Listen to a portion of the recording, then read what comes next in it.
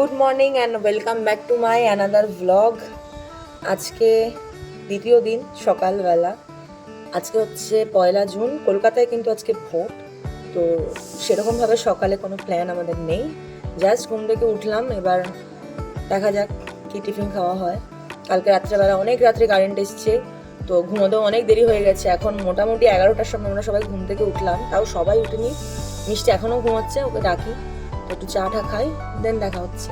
চলো দেখো, বলো মিষ্টি ওঠো, চা খাবে তো, 11টা বাজে। অনেক বেলা করে ঘুম থেকে ওঠার পর এখন হাতে চায়ের কাপ নিয়ে একটা আসরে বসেছি আমরা সবাই মিলে। তার কারণ আজকে ছিল কলকাতাতে ভোট, আর সকাল সকাল টিভি খুলে খবর দেখাটাই ছিল আমাদের মেন উদ্দেশ্য আর কি, কোথায় কি ঝামেলা হচ্ছে না হচ্ছে। আর এরকমই হয়, সবাই মিলে বসে গল্প করতে করতে একটুখানি ভোটের খবর শুনছিলাম। বাইরে তো কোথায় বেরোতে পারবো না সকালের দিকে, সেই কারণে বাড়িতেই যতটা সময় কাটানো যায় আর কি। মিষ্টি কে হয় তোমার? মানি হয়। তোমার এখানে এসে ভালো লাগছে? আনন্দ?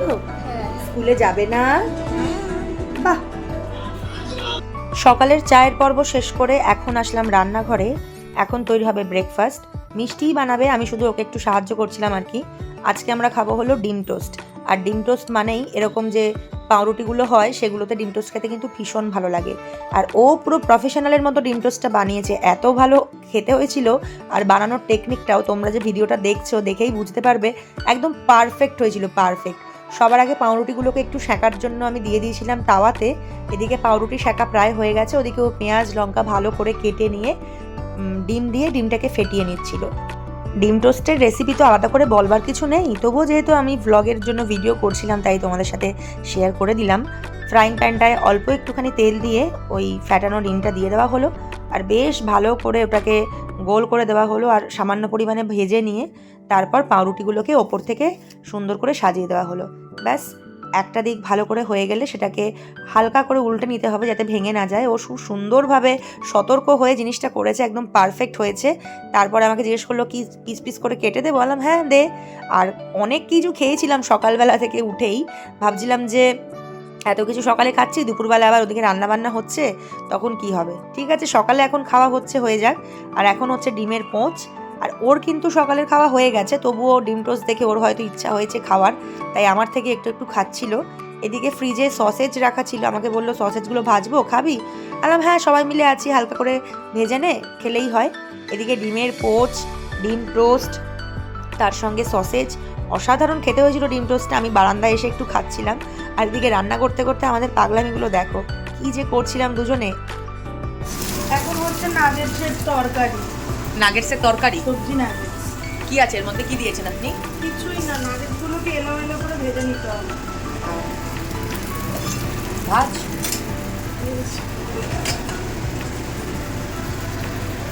এই হচ্ছে আমাদের সকালের ব্রেকফাস্ট। ডিম টোস্ট খাওয়া হয়ে গেছে, তারপর মানে খাওয়ার আর শেষ হচ্ছে না, চপের পোচ খাওয়া হয়ে গেছে। আর এই হলো আমাদের চিকেন নাগেটস আর সসেজ ফ্রাই। আর মিষ্টির ব্যালকনি থেকে একটা দারুণ সুন্দর ভিউ আছে, চারিদিকে প্রচুর গাছপালা, সবুজের সমাহার। তারপরে নিয়ে বসে পড়লাম, আর একটু হজমের জন্য কোল্ড ড্রিঙ্কসও নিয়েছিলাম। যাই হোক, সবাই মিলে খাওয়া দাওয়া করছি, আর খাওয়া দাওয়া করতে করতে বেলা অনেকটাই হয়ে গিয়েছিল। তবুও যেহেতু আজকে কোনো কাজ নেই, বাড়ি থেকে বেরোনোরও এরকম তাড়া নেই, সেই কারণে এখানে বসেছিলাম। আর এদিকে আরেকজনকে দেখো কি অবস্থা। তারপর ভিডিও করছি।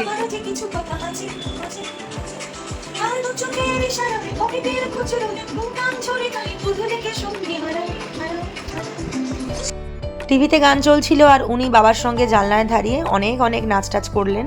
আর এই বেলগাছটার কথাই বলছিলাম, ভীষণ সুন্দর। তারপর মিষ্টির ফ্ল্যাট থেকে মামাবাড়ি চলে আসলাম, একদমই কাছে। এদিকে ভোটের দিন, তীর্থও খুব ব্যস্ত ছিল। এবার ওপরে যাই। এত গল্প তোমার? আমার গল্প করতে ভালো লাগে ননদের সাথে, তাই গল্প করছিলাম বসে বসে। তিনটের সময় আপনার ফেভারিট পটল ভাজা। আমরা কত কিছু খেলাম সকালে। আরে লুচি তো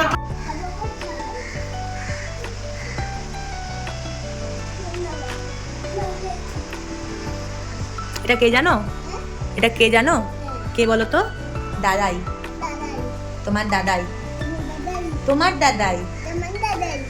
তুমি দেখোনি তো কোনোদিনও? এই দেখো ছবি, আমার দিকে তাকিয়ে হাসছে। এই যে তোমার দিকে তাকিয়ে হাসছে, এই তো।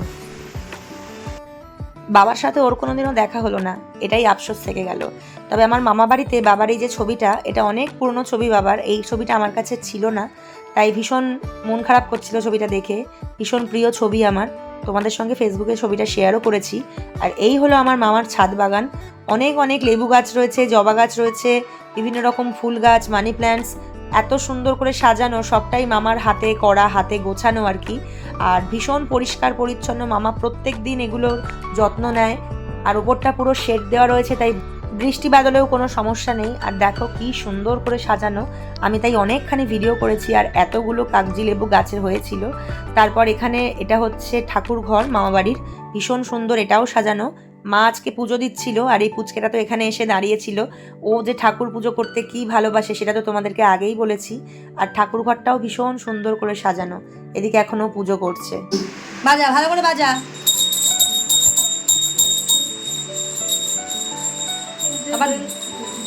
প্রায় 3টে সাড়ে 3টে বাজে। সকালে এত দেরি করে ব্রেকফাস্ট করেছিলাম, খিদে তো সেরকম পাচ্ছিলই না, তবুও মামুনি রান্নাবান্না করেছিল, অনেক কিছু আইটেম রয়েছে।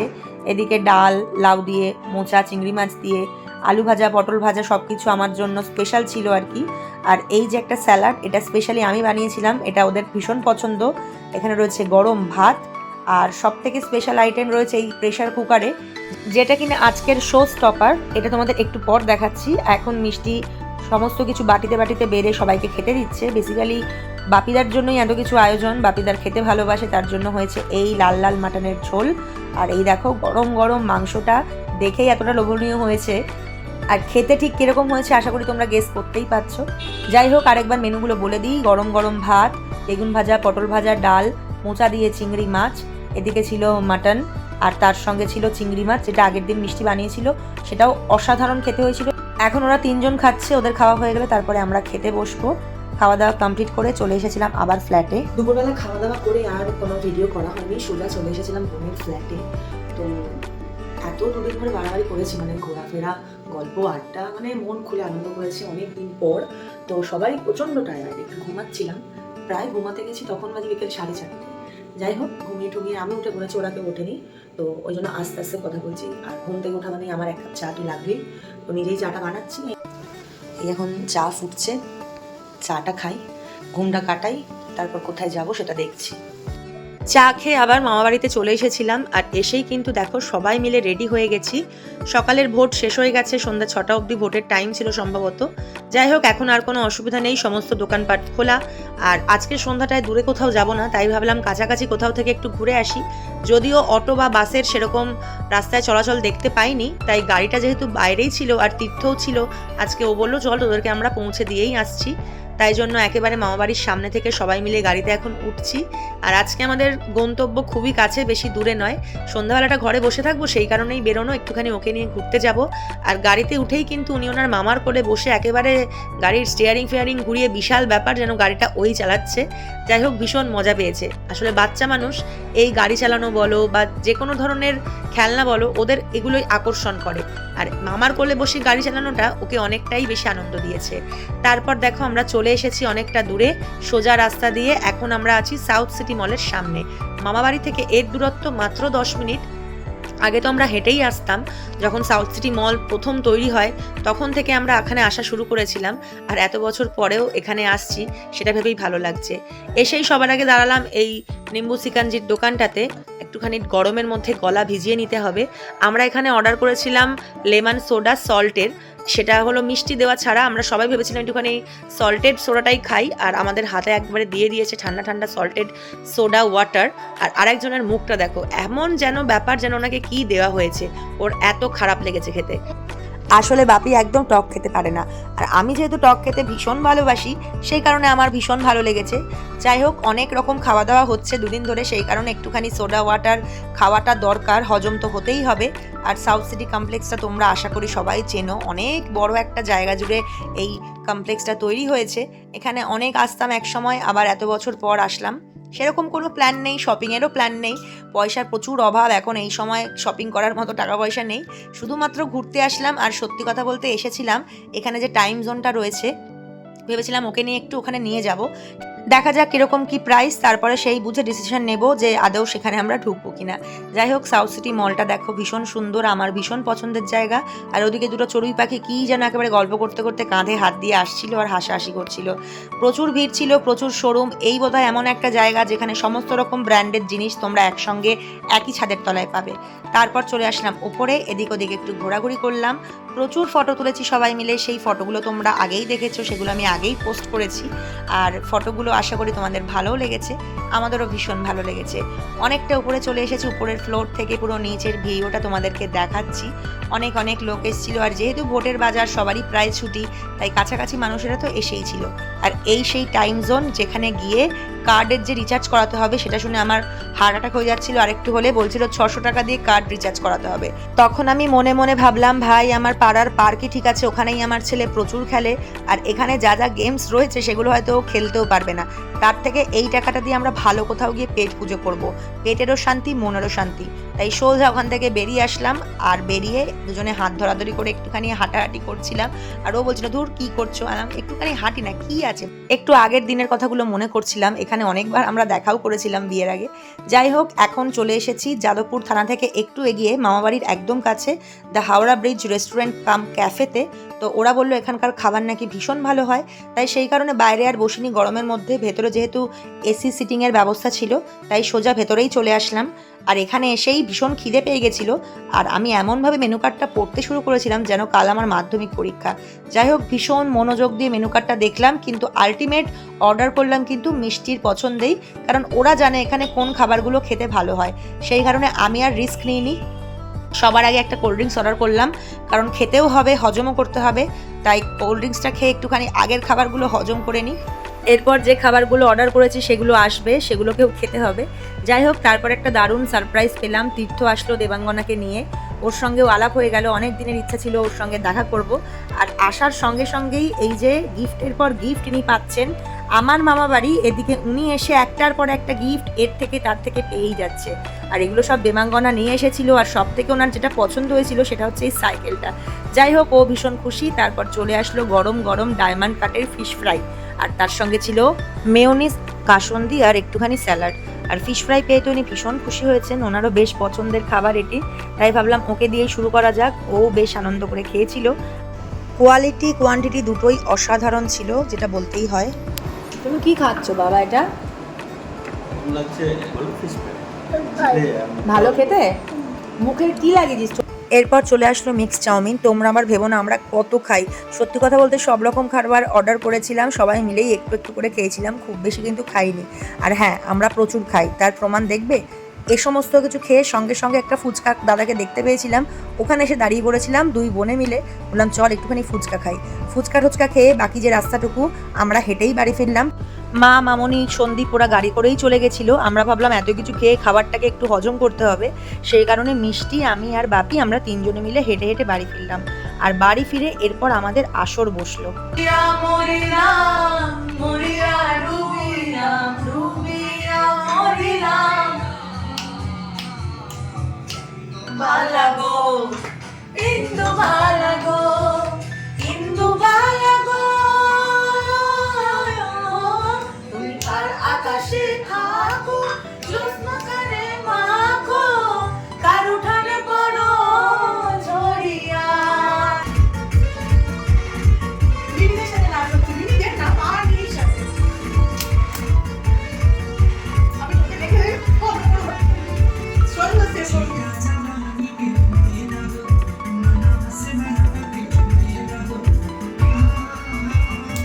একটু কাছাকাছি অনুভব।